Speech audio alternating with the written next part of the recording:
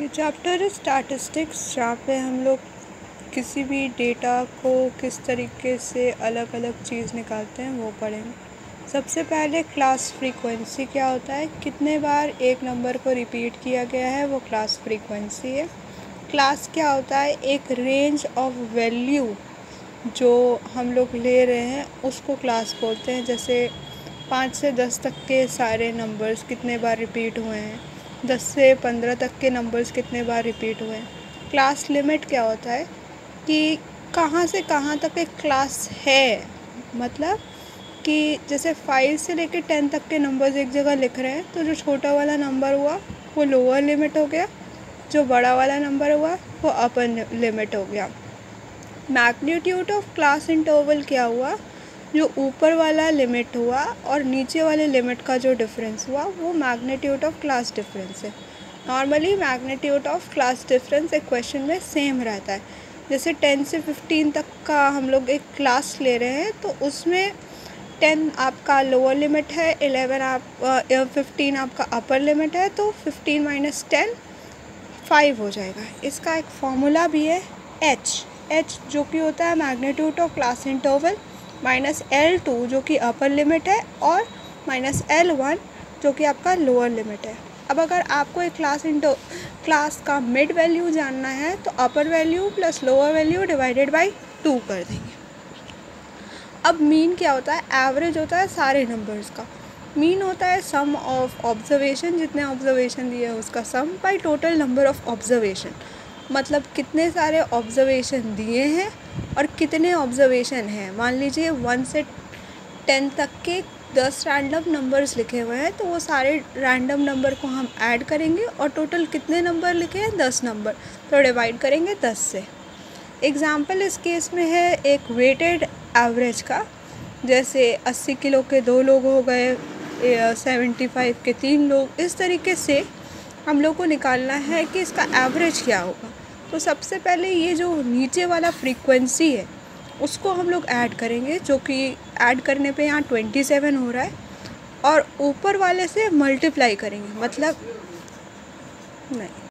तो weighted average के concept को देखते हैं। सबसे पहले नीचे वाली फ्रीक्वेंसी को टोटल ऐड करेंगे, फिर 80 इंटू 2 प्लस 75 इंटू 3, इस तरीके से सारे वैल्यू को ऐड करेंगे। तो जो ऊपर वाली वैल्यू को ऐड करने पे आएगा वो 1735 आएगा और नीचे वाली जो टोटल फ्रीक्वेंसी आएगी वो 27 आएगी। तो इसका जो वेटेड एवरेज होगा वो 64.25 हो जाएगा। वेटेड एवरेज के लिए सबसे ज़्यादा इम्पॉर्टेंट चीज़ है कि हम लोग को जो ऊपर वाली वैल्यू है उसको फ्रीक्वेंसी से ऐड करना पड़ता है और फिर टोटल फ्रीक्वेंसी से डिवाइड करना पड़ता है। इस चैप्टर में कैलकुलेशन पे ज़्यादा ध्यान देना पड़ता है। मीडियन क्या होता है, जो एक नंबर जब रैंडम नंबर्स आपको दिए हुए हैं उस नंबर को जब असेंडिंग ऑर्डर में आप अरेंज करते हैं तो उसमें जो मिडिल वाला नंबर होता है उसी को मीडियन बोलते हैं।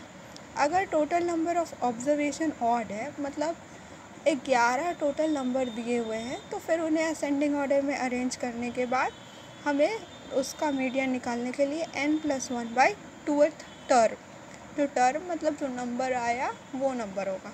लेकिन अगर ऑब्जर्वेशन इवन है, ठीक है, मतलब 10 नंबर दिए हुए हैं तो n/2 plus n/2 plus 1th term, मतलब 1 से 10 तक है तो 5 और 6 दोनों टर्म की जो वैल्यू होगी उसको डिवाइड कर देंगे 2 से। अब स्टैटिस्टिक्स में हमारे पास डिफरेंट तरह के एवरेजेस होते हैं। जैसे एवरेज मैथमेटिकल एवरेज होता है जिसमें arithmetic mean, geometric mean, harmonic mean होता है, और पोजिशनल एवरेज मतलब कोई नंबर का क्या पोजीशन है उसके अकॉर्डिंग मीडियन, पार्टीशन वैल्यू और मोड होता है। अब अर्थमेटिक मीन क्या होता है, अर्थमेटिक मीन होता है जो सारे वैल्यूज़ आपको दिए हुए हैं ना वो सारे वैल्यू को ऐड करके कितने वैल्यू दिए हुए हैं, मतलब 15, 16, 17, 18 इस तरह से नंबर दिए हुए हैं, टोटल 15। तो पहले सारे नंबर को ऐड करेंगे और कितने नंबर दिए हैं 15 नंबर, तो वो 15 से डिवाइड कर देंगे, मतलब sum of all observation by total number of observation. Simple arithmetic mean जहाँ सबसे ज़्यादा इक्वल इम्पोर्टेंस दी जाती है सारे नंबर्स को, वेटेड एवरेज में रिलेटिव इम्पोर्टेंस दी जाती है। जैसे मान लीजिए कि 10 से लेके 15 तक के बीच में 5 नंबर्स आ रहे हैं, तो 15 से लेके 20 तक में 20 नंबर आ रहे हैं, और फिर 20 से 25 तक 1 नंबर आ रहे हैं। तो यहाँ पे जब एवरेज निकालेंगे तो सबसे पहले हम लोग क्लास फ्रीक्वेंसी लेंगे, फिर उसमें से मल्टीप्लाई करेंगे, फिर जाके निकालेंगे। इसका दूसरा प्रोसेस होता है। तो यहाँ पे इक्वल इम्पोर्टेंस नहीं दी गई है, क्योंकि यहाँ पे हमारे पास एक क्लास है, रैंडम अलग अलग नंबर्स नहीं है। अब प्रॉपर्टी क्या होगी अर्थमेटिक मीन निकालने की? प्रॉपर्टी अर्थमेटिक मीन निकालने की ये होगी कि जो हमारा मीन नंबर आएगा ना, जो मीन आएगा वैल्यू, वो बाकी सारे नंबर से मीन को जब माइनस करेंगे, जैसे हमारा मीन 15 आया, एक नंबर 18 है, दूसरा नंबर 16 है, फिर एक नंबर 14 है, एक नंबर ऐसे अलग अलग है। तो जब उसको माइनस करेंगे ना मीन से, तो प्लस और माइनस करने के बाद सारे जो भी नंबर्स होंगे उसका वैल्यू 0 आएगा। मतलब कि sum of all deviations of mean will be 0। अब अगर सारे नंबर्स में +2 कर रहे हैं तो हमारे मीन में भी +2 हो जाएगा। -2 कर रहे हैं तो -2 हो जाएगा, मल्टीप्लाइड बाई 2 कर रहे हैं तो मल्टीप्लाइड बाई 2 हो जाएगा, डिवाइडेड बाई 2 कर रहे हैं तो डिवाइडेड बाई 2 हो जाएगा। मतलब जो भी सारे नंबर्स में कैलकुलेशन परफॉर्म होगी वो सेम चीज़ मीन में भी परफॉर्म की जाएगी। ठीक है, अब हम लोग आते हैं median formula for grouped data. इसका एक फार्मूला है L1 Li plus n/2 minus c/f into i. अब इसका एक्सप्लेनेशन भी मिल जाएगा। Li का मतलब होता है लोअर क्लास बाउंड्री, ठीक है, lower boundary of class medium.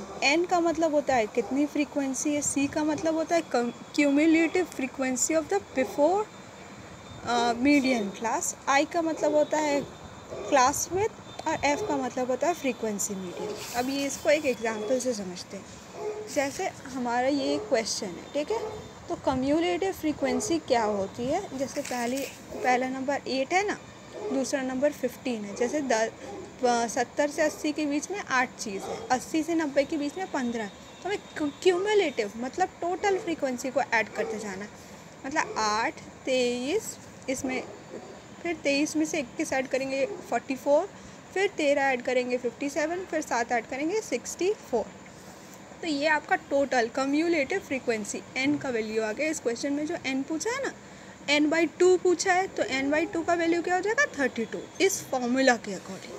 अब मीडियन निकालने के लिए हमें क्या करना है? L1 मतलब Li plus n/2 minus c/f into i. अब ये देखो, ये मीडियन L1 हमारा 90 हो गया, ये 32 एवरेज आया। 32 कहाँ पे आ रहा है? 32 यहाँ पे आ रहा है, ठीक है। इस वाले क्लास में 90 से लेके 100 वाले क्लास में 32 आएगा ना, तो यहाँ पे लोअर इंटरवल इस क्लास का क्या है? 90 और 100 के बीच में, तो यहाँ 90 लिखाएगा, प्लस 32 हमारा n/2 हो गया, माइनस 23 कहाँ आया? 23 क्या हो गया? आप ये सोचिएगा। तो ये इससे पहले वाला जो क्लास, मतलब ये मीडियन क्लास है ना, इससे पहले वाले क्लास में कम्यूलेटिव फ्रीक्वेंसी क्या है? 23। तो उससे पहले वाले का कम्यूलेटिव फ्रीक्वेंसी लिखाएगा बाई f जो आपका उससे पहले वाले का ये 21 आ जाएगा, ठीक है। इसका जो फ्रीक्वेंसी है वो 21 आ जाएगा। एक बार और इस चीज़ का एक्सप्लेनेशन करते हैं कि हम लोग को अगर ये मीडियन फ्रीक्वेंसी निकालना है ग्रुप फार्मूला के लिए, तो वो कैसे निकालें? सबसे पहले जो फार्मूला है ये L1 मतलब जो मीडियन क्लास निकलेगा उससे एक क्लास पहले का value, plus n/2 minus c/f into i. अब पहले कम्यूलेटिव फ्रीक्वेंसी देखते। 8 प्लस 15 23 23 प्लस 21 44 44 प्लस 13 57 57 प्लस 7 64, ये निकल गया। अब ये तुम्हारा कम्यूलेटिव फ्रीक्वेंसी आ गया, इसका हाफ करेंगे सबसे पहले, तो ये 32 हो जाएगा। अब मीडियन निकालने का फॉर्मूला होगा L1। अब 32 कहाँ पे आता है? 90 से 100 के बीच में आता है, ये तो क्लियर है। तो इस वाला जो क्लास है इसका लोअर वैल्यू क्या है? 90। तो पहले यहाँ 90 लिखा जाए प्लस 32, क्योंकि n/2 लिखना होता है 32। अब इससे पहले वाले क्लास का कम्यूलेटिव फ्रीक्वेंसी क्या है? मतलब 90 से 100 तो हम लोग देख लिए, इससे पहले क्या है? 80/90, तो ये 23 आ जाएगा। तो यहाँ पे 23 लिखा जाएगा। बाय 21 क्यों होगा? क्योंकि 90 से 100 तक का फ्रीक्वेंसी क्या है? 21 इंटू 10, इन दोनों के बीच का डिफरेंस कितना है? 90 माइनस 100 इज इक्वल्स टू 10। तो इसका वैल्यू क्या हो जाएगा? 90 प्लस 9 इंटू 10/21, जो कि 94.27 होगा। ये थोड़ा सा एक फॉर्मूला है जिसका 1-2 क्वेश्चन प्रैक्टिस करने पे सॉल्व हो जाएगा। अब मीडियन क्या होता है? एक नंबर को कितने बार रिपीट किया गया है उसको मीडियन बोलते हैं। अगर एक अनग्रुप डेटा है तो डायरेक्टली आप ऑब्जर्वेशन से देख सकते हैं कि कितने बार एक नंबर को रिपीट किया गया है। पर एक अनग्रुप डेटा नहीं है तो हम लोग को एक ग्रुप डेटा है, तो इसको निकालने के लिए ये वाला फॉर्मूला है z, जो कि मोड का मतलब होता है L1 होता है lower limit of modal class. जिस क्लास का निकालना है उस क्लास का लोअर लिमिट। F1 होता है आपका फ्रीक्वेंसी ऑफ मॉडल क्लास, मतलब जिसका जो मोड वाला क्लास है उस क्लास का वैल्यू। और F0 होता है उससे पहले वाला क्लास, जैसे ऊपर वाले क्वेश्चन में उससे पहले वाला जो क्लास था वो सेम। बाय 2 इंटू F1 जो मॉडल क्लास है उसका फ्रीक्वेंसी। ये ग्रुप डेटा के लिए मोड बराबर L1 plus F1 minus F0 by F1 minus F0 minus F2 into i. तो z का वैल्यू मोड हो जाएगा, L1 का value lower limit of modal class हो जाएगा, F1 का वैल्यू आपका मॉडल क्लास जो निकालना है वो हो जाएगा प्री मॉडल क्लास, मतलब मॉडल क्लास से पहले वाला क्लास। और z होगा साइज ऑफ द आई होगा z size of the model class, मतलब कितना 10 से 15 तो 5 हो जाएगा, या 10 से 20 तो 10 हो जाएगा। F1 का वैल्यू हो जाएगा मॉडल क्लास और F0 का वैल्यू हो जाएगा मॉडल क्लास से पहले वाला, F2 का वैल्यू हो जाएगा मॉडल क्लास से आगे। तो ये एक फॉर्मूला है जिससे आप ग्रुप डेटा के लिए मॉडल क्लास का वैल्यू निकाल सकते हैं। फिर है रेंज क्या होता है? जो सबसे हाईएस्ट वैल्यू है ना उसमें से स्मॉलेस्ट वैल्यू को माइनस कर देंगे। अब फ्रीक्वेंसी ऑफ रेंज क्या होता है? Highest value minus lowest value by highest value plus lowest value. Discrete series क्या होता है? जब डिफरेंस आप हाईएस्ट और लोएस्ट वैल्यू का निकालते हैं एक सीरीज़ में से, इसमें फ्रीक्वेंसी को नहीं लिया जाता, एक पूरे सीरीज़ में जो सबसे ज़्यादा हाईएस्ट टाइम्स है उसको माइनस जो सबसे लोएस्ट है उसको। एक कंटिन्यूअस सीरीज़ क्या होता है? एक कंटिन्यूअस सीरीज़ वो होता है जहाँ आप डिफरेंस लेते हैं लोअर लिमिट के फर्स्ट इंटरवल और अपर लिमिट के लास्ट इंटरवल का, तो उस वैल्यू को के डिफरेंस को ही रेंज बोलते हैं। ठीक है, मतलब जो लोअर लिमिट होगा ना, जो सबसे छोटा वाला वैल्यू होगा उसका जो लोअर लिमिट होगा, और जो सबसे बड़ा वाला वैल्यू होगा उसका जो अपर लिमिट होगा, जो दो एक्सट्रीम एकदम एक्सट्रीम उसका जो डिफरेंस होगा ना वो आपका रेंज हो जाएगा। रेंज क्या है? Upper limit of the last class minus lower limit of the first class.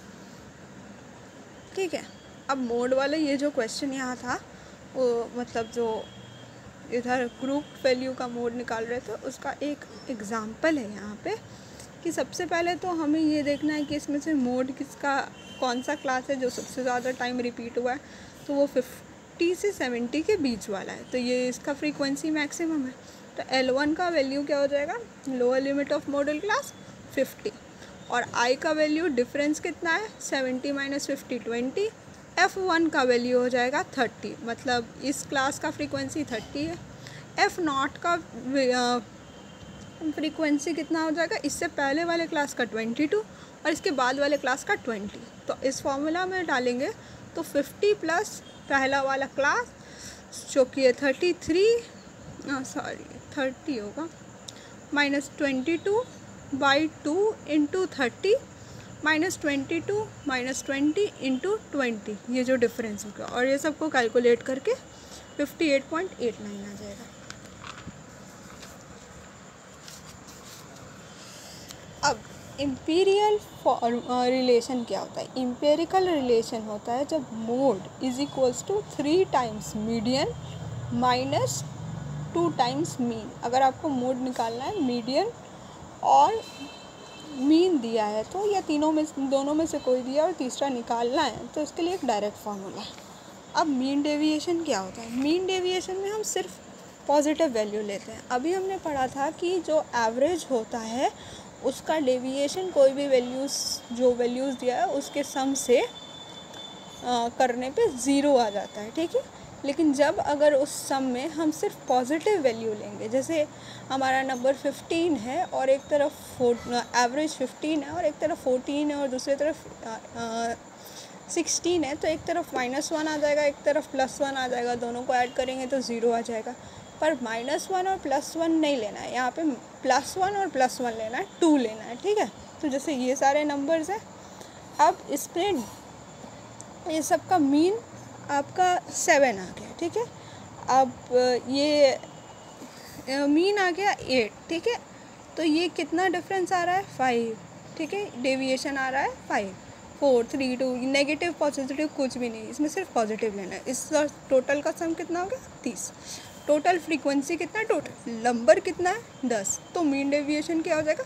जो डेविएशन हुआ है मीन वैल्यू से, उसको लिखना है, उसका सम करना है और उसको फ्रीक्वेंसी से डिवाइड कर देना है, तो वो मीन डेविएशन है। अब वेरिएंस क्या हो जाता है? वेरिएंस इजी चीज़ है, जितना भी डेटा पॉइंट मिलता है ना उसको डिफरेंस करना है, ठीक है।